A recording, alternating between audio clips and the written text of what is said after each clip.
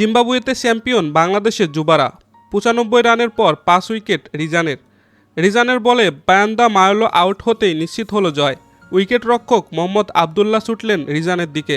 Century হারানোর আক্ষেপে পড়া রিজানই যে জয়ের নায়ক। ব্যাট হাতে দলের বিপদের সময় দাঁড়িয়ে গিয়েছিলেন ঢাল হয়ে।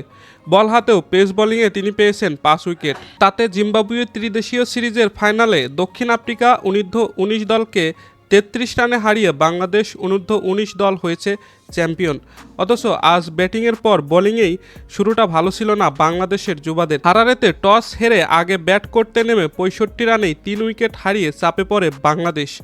কালাম সিদ্দিকীর সঙ্গী হয়ে দলের হাল এরপর পরই ধরেন রিজান। তাদের জুটিতেই নতুন করে আশা দেখতে শুরু করে বাংলাদেশ। চতুর্থ উইকেটে ১১৭ রানের জুটি গড়েন দুজন। ৭৬ বলে ৬৫ রান করে আউট হয়ে যান কালাম। ৪৮তম ওভারে দ্বিতীয় রান নিতে গিয়ে ৯৬ বলে ৯৫ রানে রান আউট হন রিজান। এরপর আর ঘুরে দাঁড়াতে পারেনি দক্ষিণ আফ্রিকার যুবারা। শেষ দিকে এম বাথার ২৯ আর সনির ৩৪ কেবল ব্যবধানই কমিয়েছে।